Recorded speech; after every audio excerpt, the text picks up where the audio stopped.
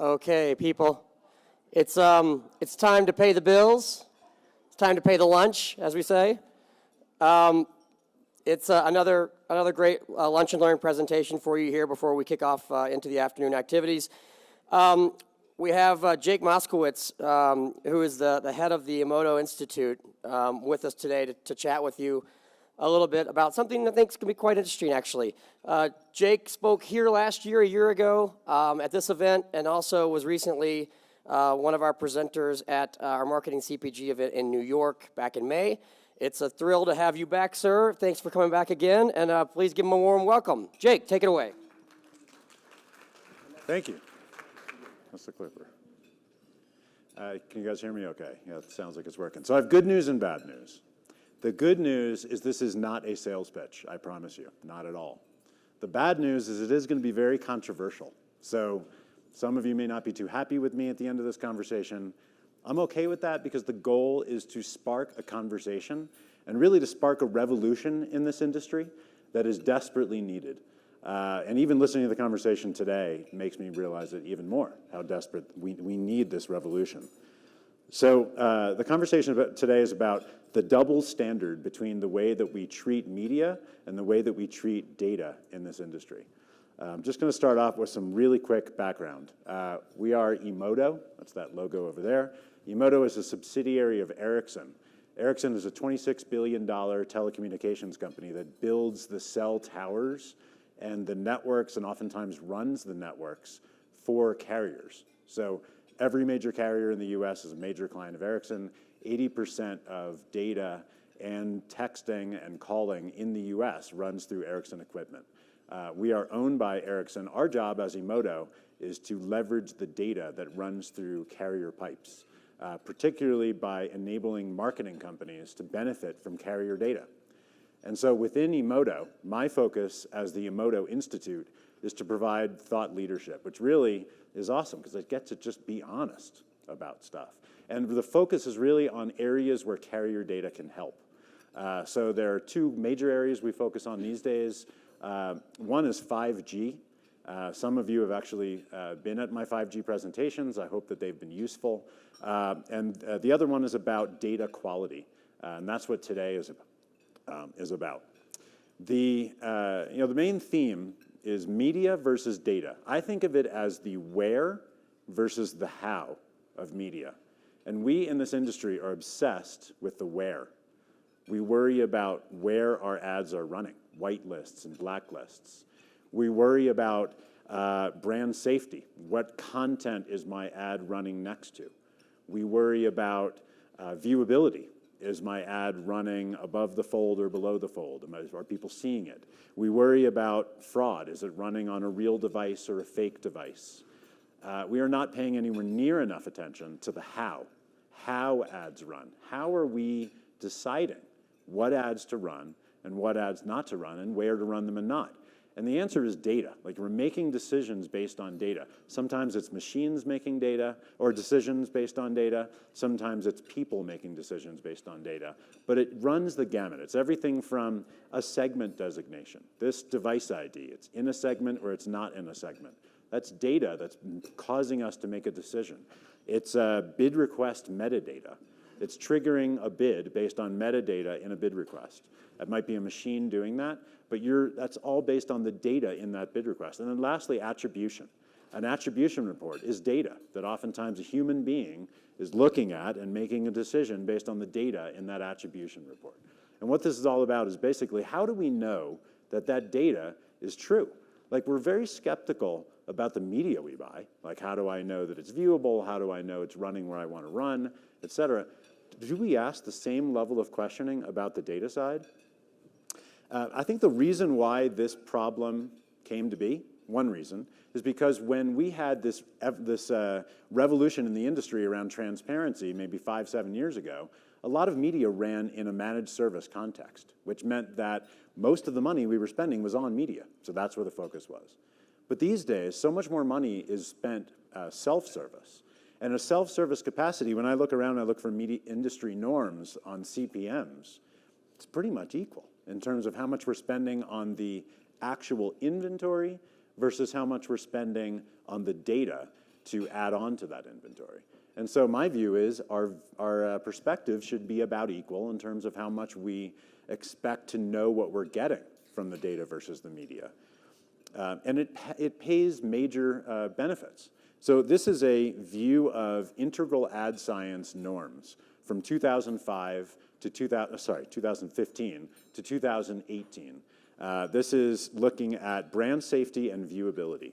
And the high-level takeaway is every metric, and it includes fraud, which is not on this slide, have improved dramatically across the industry. This is not me saying this is integral ad science saying this, over the last 3 to 5 years. Brand safety has improved by more than half. Viewability has improved almost in half. And fraud has improved half or more as well. And when one of these benchmark studies came out from Integral Ad Science, they did an article, there was an interview with Integral Ad Science, and one of the questions was, why has there been so much improvement? And the answer was, because people started caring about it. And so the goal of this presentation is to try to implore the folks in this room to start caring about making sure that you're getting what you paid for with data, just as much as you focus on making sure you get what you paid for with inventory. And so, the next step is, how do we know that data is good or bad in this industry? What data do we have to base on that? And I would say that there are 2 truth sets that we can look at, that I know of, about data that can tell us definitively how high quality data is in this industry. One is Nielsen DAR. Nielsen DAR ultimately comes from Facebook. It's basically age and gender data. You're all probably familiar with this product. So the most recent norms from Nielsen on the accuracy of demo targeting data in this industry, when you look across all their segments, it's about half wrong. 50 to 60% of data is inaccurate. And what I think is actually even worse than that is it's not improving.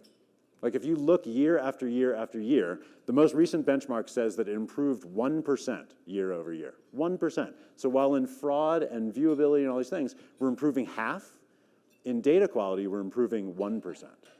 So the other truth set is carrier data. We have carrier data. As Emoto, we have a unique opportunity to look at data from cell towers which know exactly for sure that a user is in the realm of that cell tower. If I know that a device was on a cell tower at a given time, by definition, for sure, that device was around the radius of that cell tower.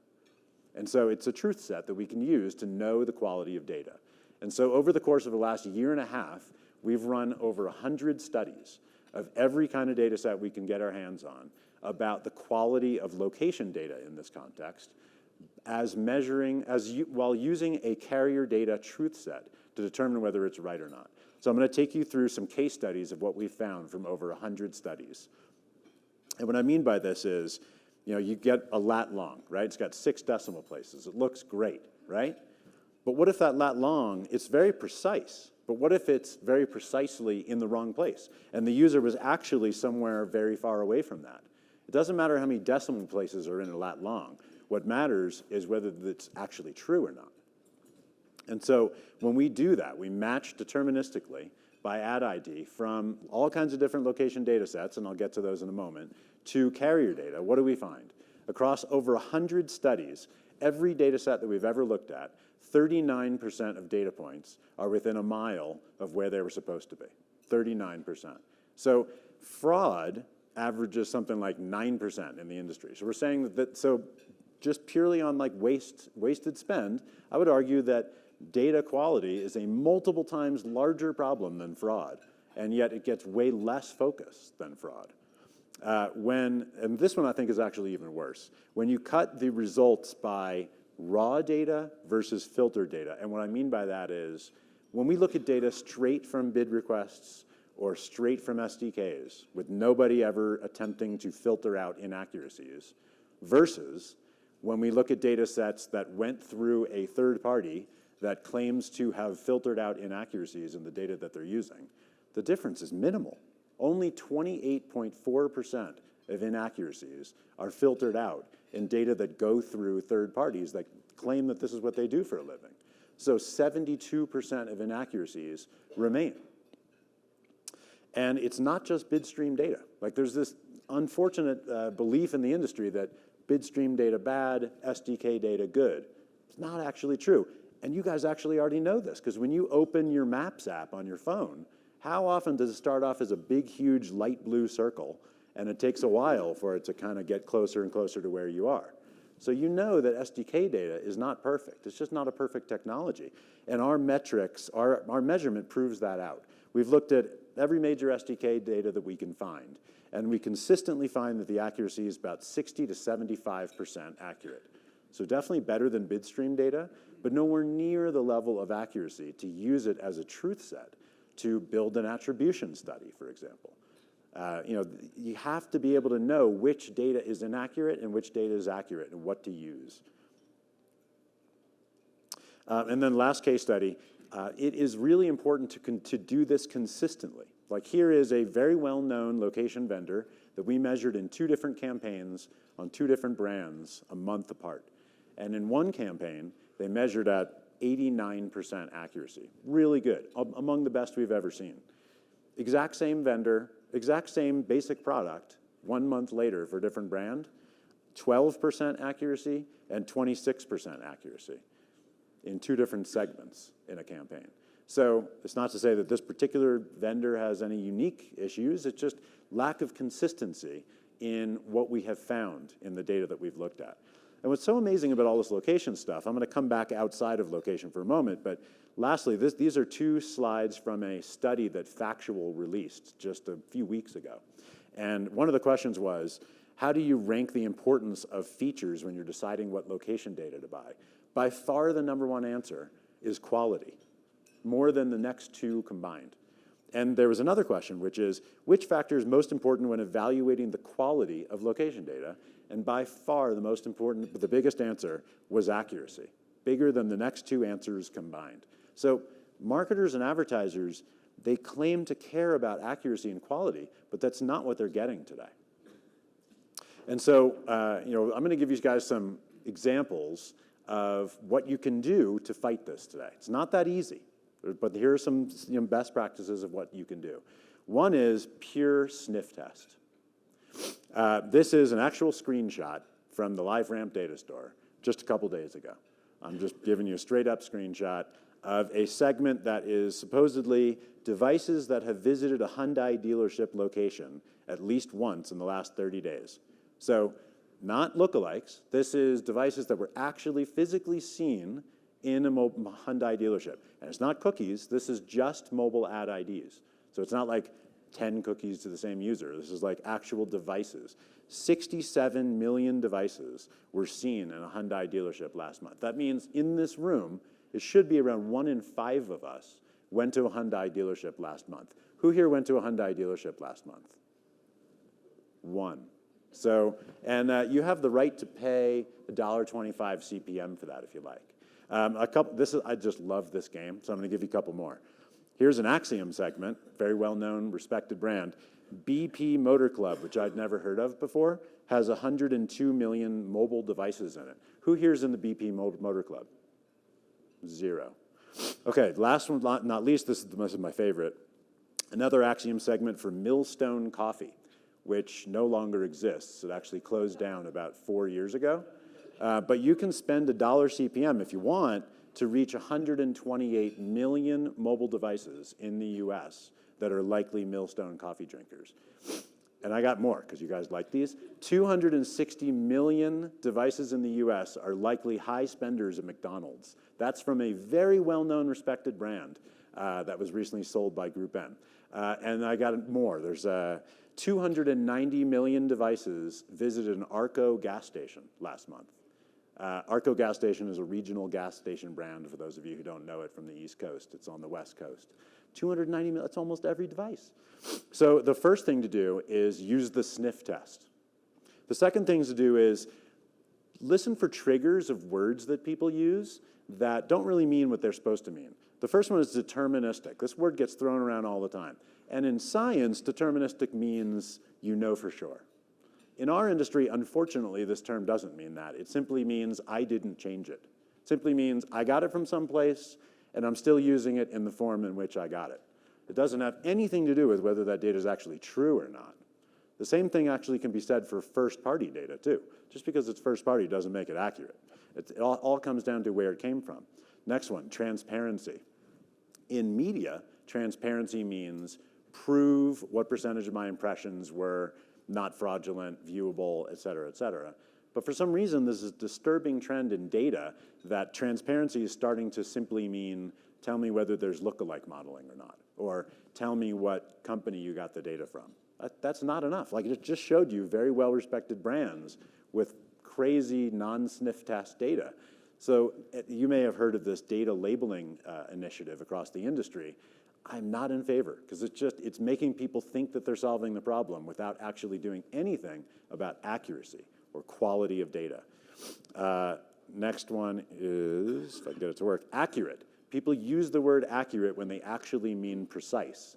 They're different things. Precise means specific. Accurate means true. So you can be imprecise but accurate. You can be inaccurate but very precise. And a lot of people use the word accurate when they really mean precise. Another one is scale and quality. If you see these two words in the same sentence, like your ears should, you should perk up and wonder what's going on there. Like, scale and quality are negatively correlated. It's like seeing a restaurant that has pizza and Chinese food. Like, how many people here would, when they see that, immediately assume that they do both badly? That's what I would do. That's what scale and quality is. Or another example would be like a Olympic athlete saying that they specialize in both the 100-meter dash and the marathon.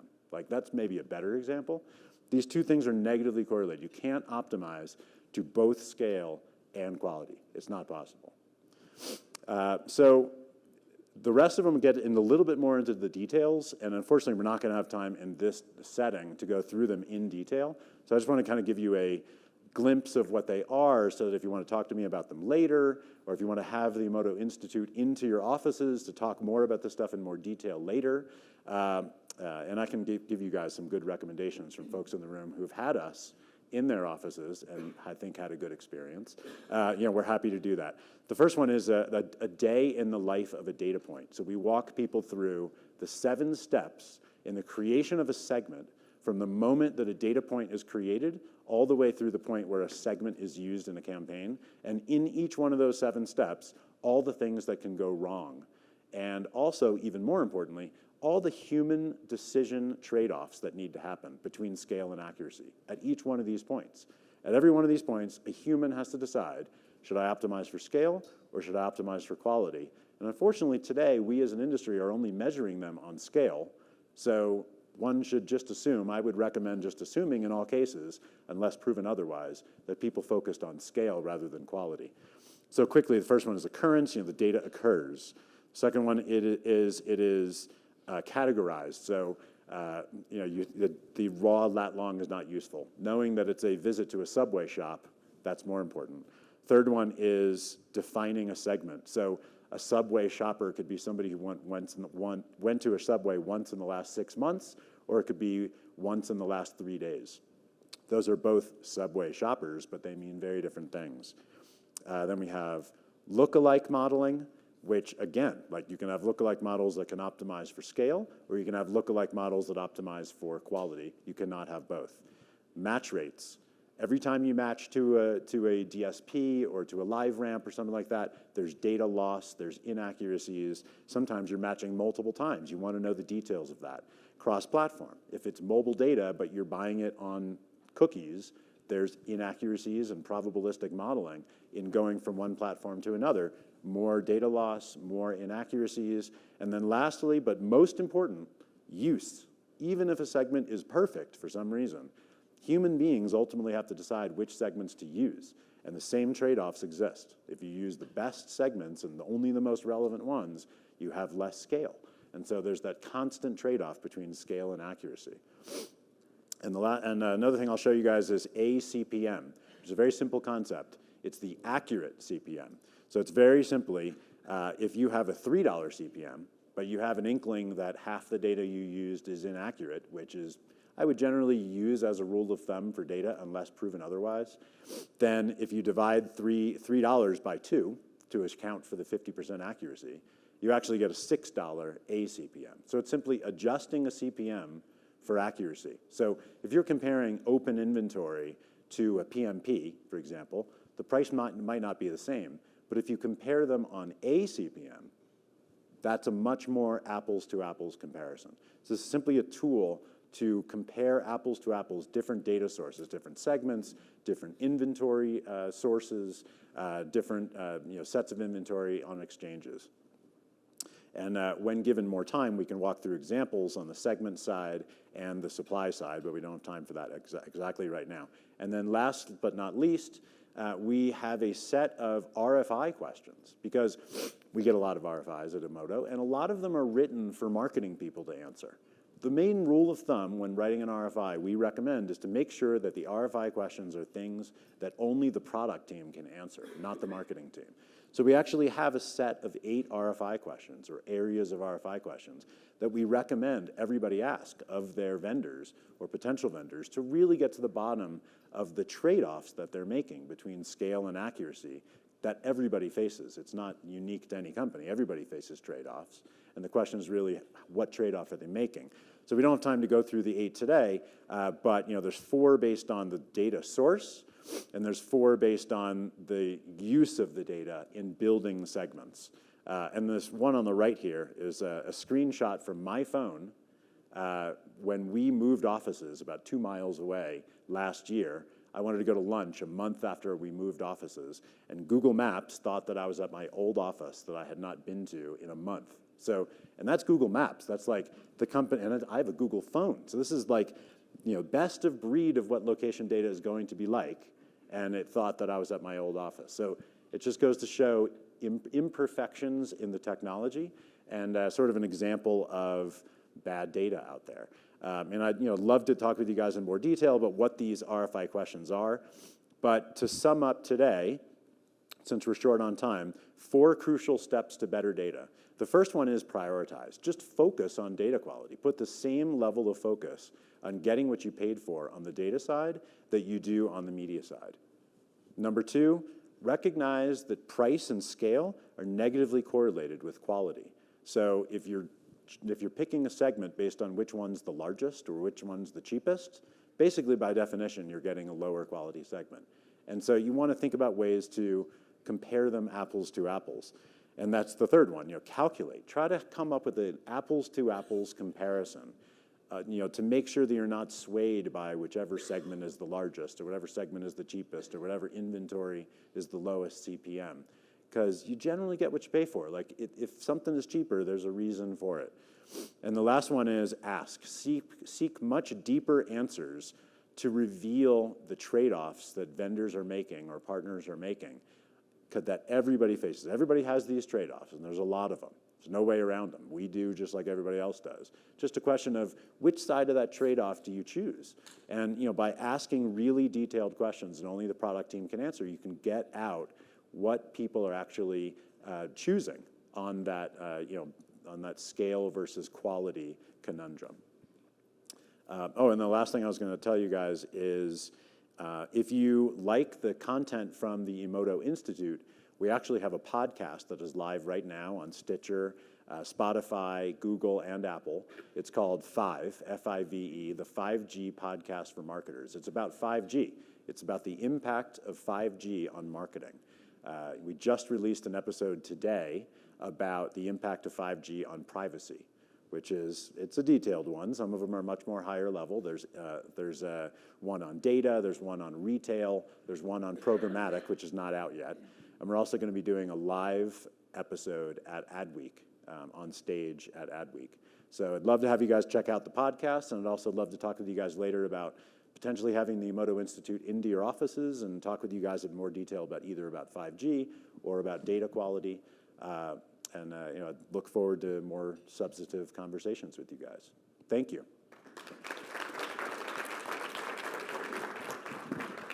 Jake, thanks a lot. That was great. I didn't